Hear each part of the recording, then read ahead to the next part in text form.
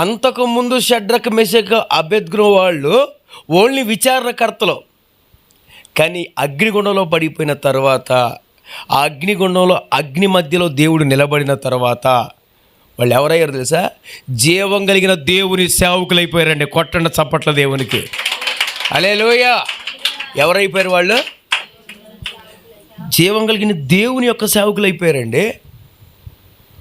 అంతకుముందు విచారణకర్తలే కదా షడ్రక్ మెషక్ అబేద్నెగో వాళ్ళు. మరి అదేంటి అగ్నిలో పడేసిన తర్వాత వాళ్ళు జీవం కలిగిన దేవుని యొక్క సేవకులు ఎలా అయ్యారు? రాజు అంటున్నాడుగా. అంటే ఒక వ్యక్తి శ్రమల మధ్య దేవుణ్ణి చూపిస్తే ఆ వ్యక్తికి లోకంలో ఉన్నది ఏదైనా మోకాళ్ళు వేస్తుంది, లోబడిపోతారు. శ్రమలో దేవుని మనం చూపించగలిగితే, శ్రమలో దేవుని ప్రత్యక్షత మన యందు కనబడితే, ప్రతి పరిస్థితి వెనక దేవుణ్ణి మనం చూపించగలిగితే, నా పరిస్థితిలో దేవుడు ఉన్నాడు చూడు అని చూపించగలిగితే, శ్రమలో మన అభిషేకం పెద్దదవ్వాలండి. శ్రమలో మన ప్రార్థన జీవితం పెద్దదవ్వాలి. ఇక్కడ శ్రమలో ప్రత్యక్షతను చూపెడుతున్నారు. అంతకుముందేమో దానియేలు ఏం చూపించాడు? శ్రమ, రేపొద్దున చావు ఉంది, చావులో ఏం చూపించాడు? దేవుని యొక్క కార్యాన్ని చూపించాడు. ఆమేన్. నా మాట ఏంటంటే, శ్రమలో ఉన్నప్పుడు దేవుని శక్తిని చూపించే స్థాయి మందే. ఆమేన్. వీళ్ళు శ్రమలో ఉన్నారు. శ్రమలోంచి బయటకు వచ్చిన తర్వాత అక్కడున్న రాజు ఏం చెప్పాడు తెలుసా? వీళ్ళు జీవం కలిగిన దేవుని యొక్క సేవకులు. ఒక శ్రమ తరువాత మన స్థాయి పెరిగిద్దండి. ఒక శ్రమ తర్వాత మన జీవితం పెరిగిద్ది. కానీ ఈ రోజుల్లో ఉన్న చాలామంది జరుగుతున్న సిచ్యువేషన్ ఏంటో తెలుసా? దేవుడు ఒక వ్యక్తిని పరిశీలిద్దామని వస్తే ఆ వ్యక్తికి ఈ శరీర కామ ఇచ్చ వల్ల అది ఇష్టంగా మారి దానికి లోబడిపోతున్నాడండి.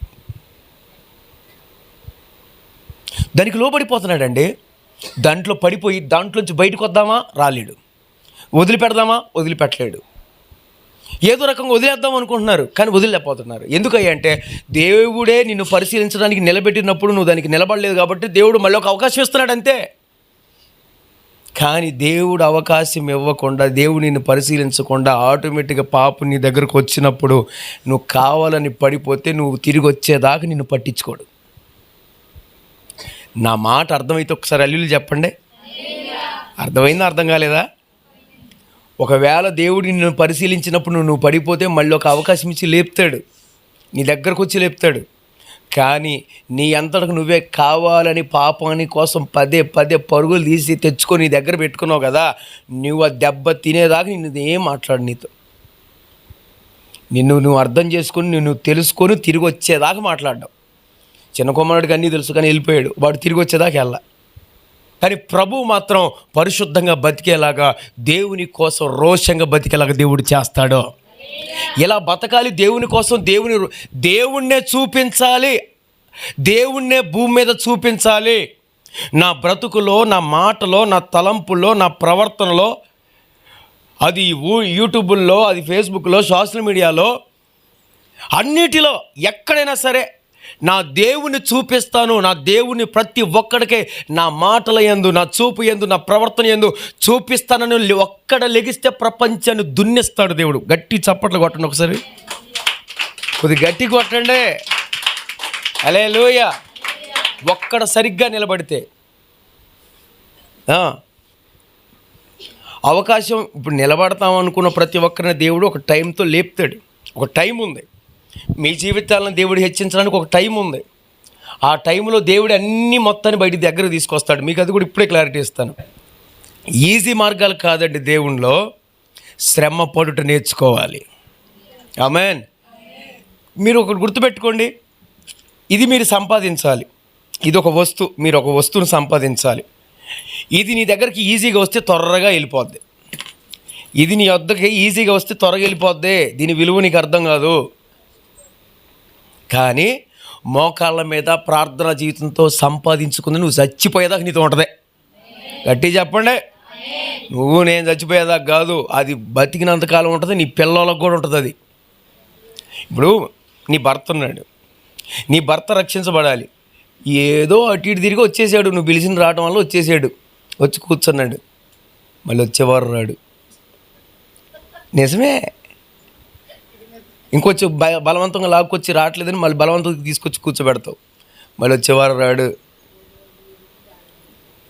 కానీ నువ్వు ఒక సాక్ష్యం చెప్తావు చూసి, అయ్యా ఎన్నిసార్లు బతిలాడినా రాలా, ఎన్నిసార్లు ప్రార్థన చేసి చేసి చేసి చేసి చేసి ప్రభా ఇకనైనా పట్టుకొని ఏడిస్తే ఈరోజు కొట్టి తీసుకొచ్చి కూర్చోబెట్టాడండి.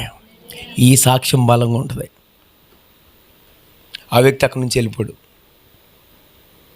నేనేమంటానంటే మనం చనిపోయినా ఉంటారు, ఆమె పరలోకంలో ఉంటారు, ఇది మాత్రం కన్ఫర్మ్.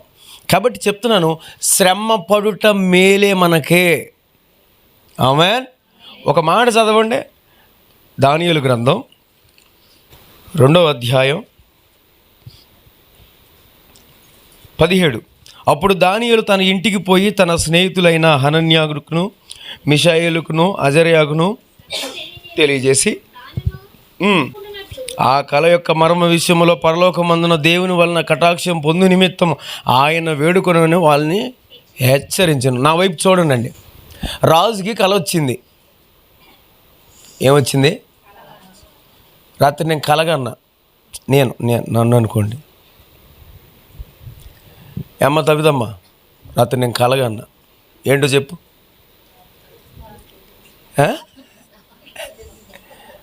రాత్రి నేను కలగన్నండి. నేను కలగన్నా రాత్రి, చెప్పు. ఎందుకు తెలియదు? చంపేస్తా లేకపోతే.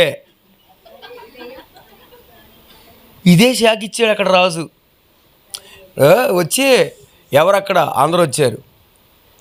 రాత్రి కాలంలో నేను నా అంతఃపురంలో పరుండి ఉన్నప్పుడు నాకు కల వచ్చినది, అయితే అదేంటో మీరే చెప్పాలి. రాజా మాకు తెలియదండి, చెప్తే చెప్తాం అంటే దానికి అర్థం చేద్దండి. కాదు, నాకు కల వచ్చింది, మీరు చెప్పాలి. మాకు తెలియదండి, చంపేస్తా. ఈడెవడు కానీ అసలుగా అది మరీ ఓవరలేదు. ఇది కల వచ్చిందంటే వీడికి చెప్పమంటాడు, మాకు తెలియదు అంటున్నారు వాళ్ళు, చంపేస్తా. షాకింగ్ లేదు? ఇప్పుడు మనకు వచ్చిన కళ నీకు తెలిసిద్దే? తెలియదు కదా. పర్టికులర్ ఎంత రాసుకొని పూసుకున్నా కానీ, పక్కన కూర్చున్నా కానీ వాళ్ళకు వచ్చే ఆలోచన ఏంటో మనకు తెలిసిద్దే? తెలీదు. అయితే అందరిని చంపేస్తా, ఇక బతకని వీళ్ళందరినీ మొత్తాన్ని చంపేస్తానంటే జ్ఞానులలో వీళ్ళు కూడా ఉన్నారు కాబట్టి జ్ఞానులు, ఎందుకంటే వాళ్ళకున్న దైవ జ్ఞానాన్ని బట్టి వీళ్ళని జ్ఞానులుగా ఎంచారు. ఎవరిని? దానియేలుని, షడ్రక్ మెషక్ అబేద్గోను. అయితే వీళ్ళల్లో దానియేలు ఏం చేశాడంటే, చంపుతారయ్యా, రాత్రికి మనం అందరం ప్రార్థనలో కూర్చుందామని కొద్దిగా గద్దిచ్చి ప్రార్థనలో కూర్చున్నారట నలుగురు. అయితే ముగ్గురు మధ్యలోనే నిద్రపోయారు. కానీ దానియేలు ప్రార్థన చేస్తూ చేస్తూ చేస్తూ ఉండగానే అర్ధరాత్రి యందు దేవుడు దర్శనమిచ్చాడు.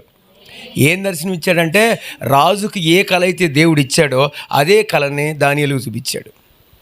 పరలోకంలో ఏం జరుగుతుందో తెలియాలంటే ప్రార్థన వల్ల మాత్రమే సాధ్యం. ఆమేన్. పరలోకంలో ఏం జరుగుతుందో, భూలోకంలో ఏం జరగడానికి ప్రభు ఆ ఉద్దేశించాడో అది భూలోకంలో నెరవేర్చబడాలంటే ప్రార్థన తెలియజేస్తుంది. అంటే ప్రభు తెలియజేస్తాడు ప్రార్థిస్తే. ఉదయం లెగ్గానే వెళ్ళి అది రాగానే కల రాగానే దేవానికి స్తోత్రాన్ని స్తుతించి ఉదయాన్నే లేచి వీళ్ళు నలుగురు వెళ్ళి, ఇదిగో రాజా నీకు వచ్చిన కళ ఇదే, ఇదిగో చూసుకుంటే, ఎలాయ్యా, ఎలా ఇది ఎలా సాధ్యమైంది? మా వల్ల కాల, జీవం కలిగిన దేవుడి వల్ల అయింది. ఆమేన్. ఇప్పుడు రేపొద్దున చంపేస్తా అన్నారు, నువ్వు కల కానీ చెప్పకపోయావా రేపు నీకు చావు ఉంది. రేపు చంపేస్తారంటే ఈరోజు మోకలేసి కూర్చున్నాడండి. ఆమేన్. రేపు ఒక శ్రమ ఉంది, రేపు ఒక ఇబ్బంది ఉంది, రేపటి కాలంలో చంపేస్తారు, రేపు అయిపోతాం. కానీ ఈరోజు ఏం చేశాడంటే మోకలేసి ప్రార్థన చేస్తున్నాడు. మీరు చూడండి, ఆ కళ చెప్పిన తర్వాత 48 చదవండి, 2:48 చదవండి. అప్పుడు రాజు దానియేలునకు బహుగా హెచ్చించి అనేకమైన గొప్ప దానములు ఇచ్చి అతనిని బబులోనులో సంస్థానం అంతటి మీద అధికారిగా. హల్లెలూయా చెప్పండి ఒకసారి, హల్లెలూయా. ఒక జ్ఞానుల స్థానం నుండి జ్ఞానుల పై నుండే స్థానం. ఆమేన్. ఒక వ్యక్తి శ్రమలో గొప్ప స్థానాన్ని పొందుకుంటాడు. శ్రమలో అధికమైన స్థానం ఉంది. శ్రమ తర్వాత గొప్ప స్థితి ఉంటుంది, దాంట్లో సందేహమే లేదండి. కానీ అక్కడ కింద చూడండి 49లో దానియేలు రాజు యొద్ద మనవి చేసుకొనగా రాజు షడ్రక్ మేషక్ అబేద్గోల వారిని బబులోనులో సంస్థానం మీద విచారణకర్తలు. గుర్తుపెట్టుకోండి ఇదే మాట. ఏమండి ఎవరు వీళ్ళు? కొద్ది గట్టి చెప్పండి. వీళ్ళు విచారణకర్తలు. ఏంటంటే తెలుసుకోవడం, ప్రతి ఒక్కటి విచారణ చేయటం. ఆ బబులోను సంస్థానంలో ఒక నార్మల్ స్థాయి, ఈ స్థాయిలో ఉన్నారండి. అయితే కొద్ది రోజుల్లోనే వీళ్ళకి ఒక స్థాయి వచ్చింది. వాళ్ళున్న స్థాయి నుండి ఒక స్థాయి పెరిగింది. స్థాయి వచ్చిన తర్వాత జరిగిన సిచ్యువేషన్ ఏంటంటే, ఇప్పుడు అక్కడున్న కల్దీలు వచ్చేసి రాజుకి కొన్ని విషయాలు అబద్ధాలు చెప్పారట. ఏంటంటే కొండేలు చెప్తున్నారంట. చెప్పేసి ఒక విగ్రహాన్ని పెట్టు, నీకంటే మించినోడు వెళ్ళాడు, నువ్వు ఏ విగ్రహం నిలబెడితే అదే గొప్పదే, అదే దేవుడు అని చెప్పేసి ఏదైతే చెప్పారో చెప్పేసి ఒక విగ్రహాన్ని నిలబెట్టారు. ఒక విగ్రహాన్ని నిలబెట్టిన తర్వాత జరిగిన సిచ్యువేషన్ ఏంటో తెలుసా? అందరూ దానికి మోకాళ్ళు వేశారు. ఆ దేశంలో ఉన్న వాళ్ళు, ఆ బబులోనులో ఉన్న అందరూ మోకాళ్ళు వేశారు. కానీ 3 వ్యక్తులు మోకాళ్ళు వేయలా. అంతకుముందు కల ఏం వచ్చింది? రాజా, మీ తర్వాత 3 రాజ్యాలు రాబోతున్నాయి. మొత్తం 4 రాజ్యాలు. మీ తర్వాత 3 రాజ్యాలు రాబోతున్నాయి. 4వ రాజ్యం వస్తుంది, 5వ రాజ్యం వస్తుంది. అది ఏ రాయి సహాయం లేకుండా అది పైకి లెగుస్తుంది, వీటన్నిటిని కూల్చేస్తుంది. అది యేసుక్రీస్తు వారి యొక్క రాజ్యం. ఆమేన్. ఈ మాట చెప్పాడు. కానీ ఈ కళ అయిపోయిన తర్వాత ఇక్కడ జరిగిన సిచ్యువేషన్ ఏంటంటే, ఒక విగ్రహాన్ని నిలబెట్టి బంగారం, నువ్వు తల రాజా, బంగారం అంటే నువ్వు తల అని అన్నాడు. నువ్వే ఆ తల. పెద్ద విగ్రహం కల్లో కనపడింది. పైన ఏమో బంగారం ఉంది, కింద ఏమో వెండి అవన్నీ ఉన్నాయి, ఎత్తడి మట్టి అవన్నీ ఉన్నాయి. కానీ ఈ రాజు ఏం చేశాడు తెలుసా? విగ్రహం మొత్తం బంగారం చేశాడు. నా తర్వాత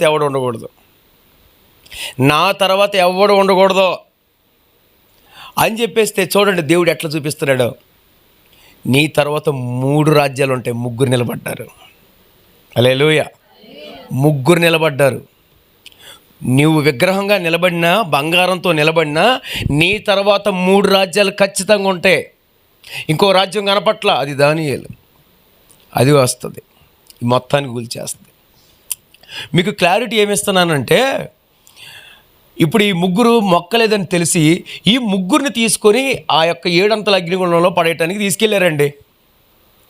అంతకుముందు ఈ యొక్క షడ్రక్ మేషక్ అబేద్గోను అనేవారు ఎవరయ్యా అంటే, సంస్థానం మీద విచారణకర్తలు. ఎవరండి? సంస్థానం మీద ఒక విచారణకర్తలు. కానీ మీరు గమనించండి, దానికి మొక్కకుండా అగ్నిలో పడవేశాక, మీరు చూడండి, అగ్నిలో పడవేయక ముందు అగ్ని పైకి లేచాట, వాళ్ళని పడవేయటానికి వచ్చిన వాళ్ళని కాల్చేసిందంట. అవునా అండి? ఆ వేడికి, ఆ అగ్నికి వీళ్ళందరూ కాల్చబడ్డారు. మరి అదేంటండి? షడ్రక్ మేషక్ అబేద్గోను పడయారు, ఆ వేడి తగిలింది, అయినా వాళ్ళు కాలిపోలా. నేనేం చెప్తున్నానంటే, ఆ 7 అంతల అగ్నిగుండంలో యేసయ్య అంతకు ముందే ఉన్నాడు. హల్లెలూయా. ఒక వ్యక్తి తన కుమార్తె ఎవరైనా సరే దేవుని కోసం నమ్మకంగా నిలబడే వ్యక్తుల కోసం ఆ శ్రమలో ముందుగా దేవుడు ఉంటాడు. దేవుడు నడిపించడానికి దేవుడే తోడుగా ఉంటాడు. ఎందుకు జరుగుతాయో తెలియదు కొన్ని పరిస్థితులు, ఎందుకు ఎదురవుతున్నాయో అర్థం కావు, ఏమవుతుందో తెలియదు. ఒక్కొక్కసారి మన కుటుంబంలోనే కానీ, మన కన్నీళ్ళ మధ్య మన నవ్వులు అందరూ ఉంటారు. ఏమండి? అది సొంతోళ్ళైనా బయటోళ్ళైనా ఎవరైనా సరే మన నవ్వులు అందరూ ఉంటారు. కానీ మన కన్నీళ్ళల్లో ఎవరు? మన కన్నీళ్ళల్లో, మన బాధల్లో ఎవరు ఉండరు, ఎవరు రారు కూడా. మనము అనుభవించాల్సింది మనమే అనుభవిస్తాం. బయట వచ్చి ఎవరు కూడా, సొంతోళ్ళు ఎవరైనా అనుభవించరు, అవి పొందుకోరు, తీసుకోరు, అర్థం చేసుకోరు. కానీ నేను చెప్పే మాట ఏంటి తెలుసా? ఈ 7 అంతల అగ్నిగుండంలో వాళ్ళని పడవేక ముందు దేవుడు ఉన్నాడు. కానీ 7 అంతల అగ్నిగుండంలో పడేసిన తర్వాత 7 అంతల అగ్నిగుండంలో అగ్ని అయిన దేవుడు దిగొచ్చాడు. కాదు, దిగిరాటం కాదు, ప్రత్యక్షమయ్యాడు. హల్లెలూయా. ఇప్పుడు అది ఏంటంటే, అంతకుముందు షడ్రక్ మెషక్ అబేద్నెగో వాళ్ళు ఓన్లీ విచారణకర్తలు. కానీ అగ్నిగుండంలో పడిపోయిన తర్వాత, ఆ అగ్నిగుండంలో అగ్ని మధ్యలో దేవుడు నిలబడిన తర్వాత వాళ్ళు ఎవరయ్యారు తెలుసా? జీవం కలిగిన దేవుని సేవకులు అయిపోయారండి. కొట్టండి చప్పట్ల దేవునికి. హల్లెలూయా. ఎవరైపోయారు వాళ్ళు? జీవం కలిగిన దేవుని యొక్క సేవకులు అయిపోయారండి. అంతకుముందు విచారణకర్తలే కదా షడ్రక్ మెషక్ అబేద్నెగో వాళ్ళు. మరి అదేంటి, అగ్నిలో పడేసిన తర్వాత వాళ్ళు జీవం కలిగిన దేవుని యొక్క సేవకులు ఎలా అయ్యారు? రాజు అంటున్నాడుగా. అంటే ఒక వ్యక్తి శ్రమల మధ్య దేవుణ్ణి చూపిస్తే ఆ వ్యక్తికి లోకంలో ఉన్నది ఏదైనా మోకాళ్ళు వేస్తుంది, లోబడిపోతారు. శ్రమలో దేవుని మనం చూపించగలిగితే, శ్రమలో దేవుని ప్రత్యక్షత మన యందు కనబడితే, ప్రతి పరిస్థితి వెనక దేవుణ్ణి మనం చూపించగలిగితే, నా పరిస్థితిలో దేవుడు ఉన్నాడు చూడు అని చూపించగలిగితే, శ్రమలో మన అభిషేకం పెద్దదవ్వాలండి. శ్రమలో మన ప్రార్థన జీవితం పెద్దదవ్వాలి. ఇక్కడ శ్రమలో ప్రత్యక్షతను చూపెడుతున్నారు. అంతకుముందేమో దానియేలు ఏం చూపించాడు? శ్రమ, రేపొద్దున చావు ఉంది, చావులో ఏం చూపించాడు? దేవుని యొక్క కార్యాన్ని చూపించాడు. ఆమేన్.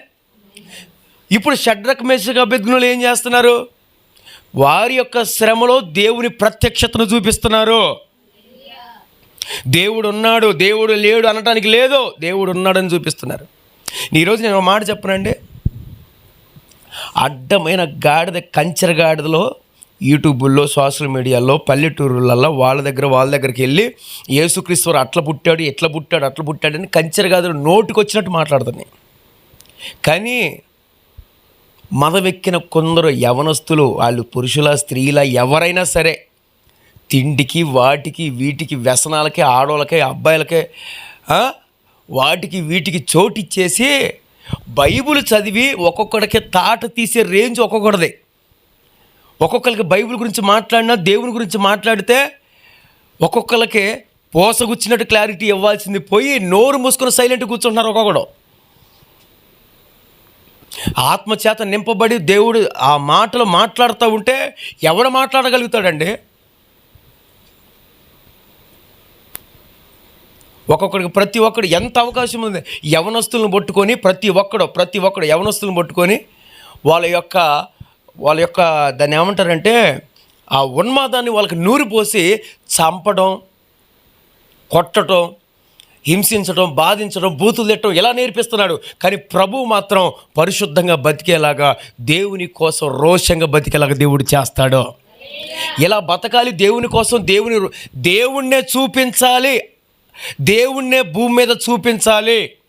నా బ్రతుకులో, నా మాటలో, నా తలంపుల్లో, నా ప్రవర్తనలో, అది యూట్యూబుల్లో, అది ఫేస్బుక్లో, సోషల్ మీడియాలో, అన్నిటిలో ఎక్కడైనా సరే నా దేవుని చూపిస్తాను. నా దేవుని ప్రతి ఒక్కడికే నా మాటల యందు, నా చూపు యందు, నా ప్రవర్తన యందు చూపిస్తానని ఒక్కడ లెగిస్తే ప్రపంచాన్ని దున్నేస్తాడు దేవుడు. గట్టి చప్పట్లు కొట్టండి ఒకసారి, కొద్ది గట్టి కొట్టండి.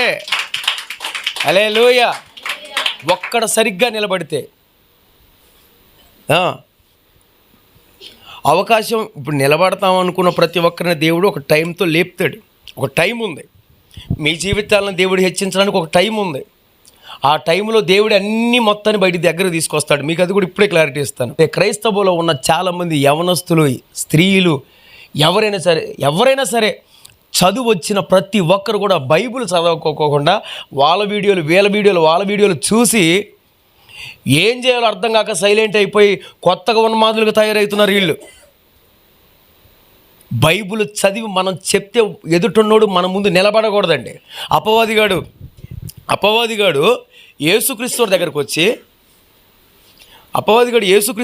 వచ్చి ఈ రాళ్ళ రొట్టెలు చేసుకుంది, నువ్వు దేవుని కుమారుడుగా అక్కడి నుంచి దూకు, నేను దేవదూతలు ఎత్తి పట్టుకుంటారు, ఈ రాజ్యాలన్నీ నీకు ఇస్తా. వాడు మాట్లాడే ప్రతి ఒక్కటి వాక్యమే. అర్థమవుతుందా? వాడు మాట్లాడేది ప్రతి ఒక్కటి వాక్యమే. కానీ యేసుక్రీస్తు వారు తిరిగి కొట్టింది కూడా వాక్యంతోనే. గట్టి చెప్పండి. శత్రువు ఈరోజు ఈ సోషల్ మీడియాలో ఎక్కువ తిరుగుతున్నాడు, అవునా కదా? ఈ సోషల్ మీడియాలో చాలామంది సేవకులను పట్టుకొని దెయ్యాల ఆత్మలు పెద్దవి బట్టి ఒక్కొక్కడు ఉన్మాదులు అందరూ తయారై మతోన్మాదులు తయారై ప్రతి ఒక్కడు ఇష్టం వచ్చినట్టు మాట్లాడుతున్నాడు. నేను అంటున్నాను, వాక్యంతో వాళ్ళు వచ్చినప్పుడు వాక్యంతో కొట్టే స్థాయి మందే. ఆమేన్. వాక్యంతో కొట్టే సేవకులు, వాక్యంతో కొట్టే యవనస్తులు లెగాలి. అది స్థాయి లేదు, ఇది లేదు, ఏది లేదు. ఒక్క దావీదు నిలబడి గొల్యాతులు అంటోని 5 రాళ్ళు ఏరుకొని కొట్టాడండి. దావీదు 5 రాళ్ళు ఏరుకొని శత్రువుని కొట్టాడు. రాయి అంటే వాక్యం. కానీ ఈ రోజున్న యవనస్తులే కానీ, స్త్రీలే కానీ, పురుషులే కానీ, సేవకులే కానీ జరుగుతుంది ఏంటో తెలుసా? నిజంగానే రాళ్ళు ఏరుకుంటున్నారు. కానీ ఏం చేస్తున్నారు తెలుసా? శత్రువుని కొట్టాల్సిపోయి సహోదరులను కొడుతున్నారు, పక్కనున్న సహోదరులను కొడుతున్నారు. ఎలా వాడాలి రాయిని? దేనికోసం వాడాలి రాయిని? శత్రువుని కొట్టడానికి రాయి వాడాలి. రాళ్ళు ఏరుకుంటున్నారు, కానీ ఈ రాయి తీసుకెళ్ళి మనోని కొడుతున్నారు. మనోని కొట్టడం కాదు, శత్రువుని కొట్టాలి. ఈ వాక్యమనే రాయితో శత్రువుని కొట్టాలి. ఇది కాకోకుండా ఏదేదో అటు ఇటు ఏం చేస్తున్నారో తెలియదు. యూట్యూబ్లో ఆ వీడియోలు చూసి ఈ వీడియోలు చూసి వీళ్ళు డిస్టర్బ్ అవుతున్నారు. బైబిల్ చదవండి. ఏం చేయాలి? చదవండి. ఒకసారి చెప్పండి ఏంటో, ఏం చదవాలి? నేను చాలామందిని చూశానండి. అంటే ఈ మధ్య మా అత్తయ్య ఇంటికి వెళ్ళట్లేదులే, కానీ మా పెద్ద అత్తయ్య ఇంటికి. ఇదివరకు నేను ఎప్పుడు వెళ్ళినా మా అత్తయ్య బైబిల్ చదువుతుండేది. చదువుతున్నావా? ఇప్పుడు అంటే వెళ్ళట్లేదు లేదు, అందుకే అడుగుతున్నా. పాప ఇదివరకు ఎప్పుడు వెళ్ళినా బైబిల్ చదువుతూనే ఉంటుంది. కీర్తి చదువుతుందా? నవ్విద్దేంటి? ఓకే, నువ్వు చదువుతున్నావా? అంటే ఇదివరకు చాలామంది బైబుల్ ఈరోజు ఏడమ్మా ఏడా పోరు సీరియల్. నా మాట ఏనండి, శత్రువుని నువ్వు గెలవకపోవడానికి కారణం నీలో వాక్యం లేకపోవడం. శత్రువును నువ్వు గెలవలేకపోవడం, నువ్వు అరణ్యంలో స్తుతించలేకపోవడం, శ్రమలో దేవుని గణపరచబడలేకపోవడం, దేవుని హెచ్చించలేకపోవడం. నిజమండి, చాలా బాధాకరమైన విషయం. ఇలాంటి వాళ్ళందరినీ వాక్యం అనే ఖడ్గంతో కొట్టాలి యేసునామములో. అలాంటి లేచే యవనస్తులు కావాలి, సేవకులు కావాలి. ఇప్పుడులో జూలు విడిచిన సింహంలాగా బయలుదేరాలండి. కానీ ఏళ్ళనే దొక్కుతున్నాయి అన్నీ. నిలబడదాం అనుకున్న వాళ్ళు దీనికి చోటిచ్చేసి పడిపోతున్నారు. ఎంతోమంది సేవకులు వాళ్ళకి ఇష్టం వచ్చినట్టు ఇది చేస్తూ ఉంటే, ఈరోజున్న చాలామంది సేవకులు ఈ సోషల్ మీడియాలో మీరు చూస్తే పర్లేదులే, ఓకేలే అని అడ్జస్ట్ చేసుకుంటూ సైలెంట్కి వెళ్ళిపోతున్నారు. ఏంటండి, సంఘం పాడైపోతుంది. మీకు మన పల్లెటూరులకి మీకు ఇంతవరకే తెలుసు, కానీ సిటీలో ఉన్న మ్యాక్సిమం పీపుల్స్ అందరూ కూడా యూట్యూబ్లల్లా, ఇన్స్టాగ్రామ్లు వీటిల్లోనే ఎక్కువ ఇదవుతారు, త్వరగా చెడిపోతారు. మీరు ఎట్లా చెడిపోతారు అని అంటే, చిన్న మాటలకి, చిన్న వాటికి మీరు డిస్టర్బ్ అయిపోయి మీరు ఇదైపోతారు. కానీ సిటీలో అట్లా కాదు. చిన్నది ఏదైనా అది యూట్యూబ్లో కనపడింది అనుకో, మీరేం యూట్యూబ్లో చూసి వంటలు చేయరు, కానీ వాళ్ళు అది అట్లే ప్రతి చిన్నదానికి ఇదైపోతారు. నా మాట ఏంటంటే, శ్రమలో ఉన్నప్పుడు దేవుని శక్తిని చూపించే స్థాయి మందే. ఆమేన్. వీళ్ళు శ్రమలో ఉన్నారు. శ్రమలోంచి బయటకు వచ్చిన తర్వాత అక్కడున్న రాజు ఏం చెప్పాడో తెలుసా? వీళ్ళు జీవం కలిగిన దేవుని యొక్క సేవకులు. ఒక శ్రమ తరువాత మన స్థాయి పెరిగిద్దండి. ఒక శ్రమ తర్వాత మన జీవితం పెరిగిద్ది. కానీ ఈ రోజుల్లో ఉన్న చాలామంది జరుగుతున్న సిచ్యువేషన్ ఏంటో తెలుసా?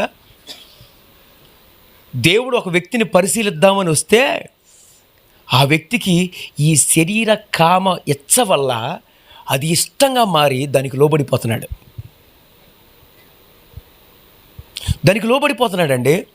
దాంట్లో పడిపోయి దాంట్లోంచి బయటకు వద్దామా, రాలేడు. వదిలిపెట్టలేడు. ఏదో రకంగా వదిలేద్దాం అనుకుంటున్నారు, కానీ వదిలేకపోతున్నారు. ఎందుకయ్యా అంటే, దేవుడే నిన్ను పరిశీలించడానికి నిలబెట్టినప్పుడు నువ్వు దానికి నిలబడలేదు కాబట్టి దేవుడు మళ్ళీ ఒక అవకాశం ఇస్తున్నాడు అంతే. కానీ దేవుడు అవకాశం ఇవ్వకుండా, దేవుడు నిన్ను పరిశీలించకుండా ఆటోమేటిక్గా పాపం నీ దగ్గరకు వచ్చినప్పుడు నువ్వు కావాలని పడిపోతే నువ్వు తిరిగి వచ్చేదాకా నిన్ను పట్టించుకోడు. నా మాట అర్థమైతే ఒకసారి హల్లెలూయా చెప్పండి. అర్థమైందా, అర్థం కాలేదా? ఒకవేళ దేవుడు నిన్ను పరిశీలించినప్పుడు నువ్వు పడిపోతే మళ్ళీ ఒక అవకాశం ఇచ్చి లేపుతాడు, నీ దగ్గరకు వచ్చి లేపుతాడు. కానీ నీ అంతటకు నువ్వే కావాలని పాపాని కోసం పదే పదే పరుగులు తీసి తెచ్చుకొని నీ దగ్గర పెట్టుకున్నావు కదా, నువ్వు ఆ దెబ్బ తినేదాకా నిన్ను ఏం మాట్లాడు నీతో. నువ్వు అర్థం చేసుకొని నిన్ను తెలుసుకొని తిరిగి వచ్చేదాకా మాట్లాడ్డావు. చిన్న కుమారుడికి అన్నీ తెలుసు కానీ వెళ్ళిపోయాడు, వాడు తిరిగి వచ్చేదాకా ఎలా నా మాట బాగా అర్థం చేసుకోండి. దేవుడు నిన్ను కొన్ని విషయాల్లో పరిశీలిస్తున్నాడు. ఆ పరిశీలనలో లోబడండి, దేవునికి లోబడండి. బలమైన కార్యాలు చూస్తాం. వాళ్ళు శ్రమ నుంచి ఆ 7 అగ్నిగుండాన్ని ఐసీ రూమ్ చేశాడు ప్రభు, ఏసీ రూమ్ చేసి పడేశాడు. హ్యాపీ. బయటకు వచ్చాక వాళ్ళ స్థాయి పెరిగింది. నువ్వు ఇప్పుడు శ్రమ పడ్డావా, ఇబ్బంది పడ్డావా, బయటికి రా. బయటకు వచ్చిన తర్వాత దాని విజయం చూసి బయటికి రా. నీ స్థాయి కూర్చున్న వాళ్ళందరి మీద కంటే పెరిగిద్ది. ఆమేన్. పెరిగిద్దండి. ఆటోమేటిక్గా దేవుడు అట్లా పెంచుతాడు అంతే. ఒక స్థాయి అట్లా లేపుతాడు. కానీ మనం ఎట్లా తెలుసా, ఉన్న స్థాయి కాడే. కానీ మీరు గమనించారా, ఒక్కసారి మీరు గమనించుకోండి. మేము అక్కడ కూర్చున్న వాళ్ళం, ఆరాధన చేయడానికి ఇక్కడికి వచ్చింది మా స్థాయి. ఆరాధన చేసిన తర్వాత మా స్థాయి ఆడికి వచ్చింది, వాక్యం చెప్పే స్థాయికి వచ్చింది. వాక్యం చెప్పే స్థాయి నుండి ఏమండి, వాక్యం చెప్పే స్థాయి నుండి బయటికి వెళ్ళి వాడబడే స్థాయి వచ్చింది. అదేంటి, ఒక స్థాయి నుండి ఎట్లా పెరుక్కుంటూ వచ్చింది? ఆయన చిత్తం తెలుసుకొని ఆయన యొక్క ప్రతి శ్రమను దాటుకుంటూ, ఆయన ఇస్తున్న ప్రతి శ్రమను దాటుకుంటూ మా స్థాయిని పెంచుకుంటున్నాం. ఆమేన్. అలా పెంచుకున్నప్పుడు పెరగాలి. కానీ కాలాన్ని బట్టి చూస్తే మీలో చాలామంది బోధకులు అవ్వాలి. ఆమేన్ అనండి. మరి ఇక్కడ ఆరాధికులు ఏరి?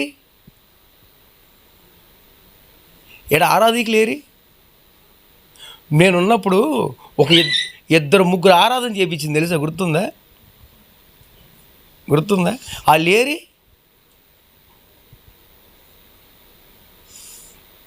మరి ఎట్లా అండి? మీరు ఇప్పుడు ఆయన దగ్గరికి వెళ్ళి మేము చేస్తామండి, మేము ఆరాధన చేస్తాం అని అంటే ఆయన ఏమన్నా వద్దు కూర్చోండి అంటాడేంటి? అప్పుడు నేనన్నప్పుడు అయితే అందరూ ఉన్నారు కాబట్టి గుంపులు మాకు ఈలే. ఇప్పుడు మీకు అట్ట కాదు, నిలబడతా ఉన్న వాళ్ళందరికీ అవకాశం ఉంది. హల్లెలూయా. ఆ రోజు మాకు వచ్చిన అవకాశాలు ఈరోజు ఇంకా గొప్పగా ఉన్నతమైన అవకాశాలు ఇచ్చాడండి దేవుడు. అసలు అవకాశమే లేని వాళ్ళని ఇగో చిన్నగా ఏదో చిన్న సాక్ష్యం చెప్పిన వాళ్ళని బయటికి తీసుకేసి బలంగా వాడుకుంటున్నాడండి దేవుడు. మీరు ఇక్కడ మంచిగా పాటలు పాడి మంచి స్వరాలు ఇచ్చాడు, మీరు పాడుతూ ఉంటే ఆటోమేటిక్ దేవుడు బయటికి తీసుకెళ్తాడు. ఎక్కడే ఉండి ఇదే మిరపకాయ మాత్రం ఇదే చెదారం పట్టుకొని మొత్తం ఇక్కడే ఊళ్ళాడుతున్నాం. బయట ఉన్న ప్రపంచం బావిలో ఉన్న కప్పల్లాగా అందులోనే బయటికి పోదాం. ఆమేన్. బయటకంటే వేరే సంఘానికి కాదు, బయటకంటే వాడబడి రావడానికి. హల్లెలూయా. కాబట్టి ఆ తర్వాత వెంటనే సింహాల బోనులో మన దానియేలు వేసేసారు.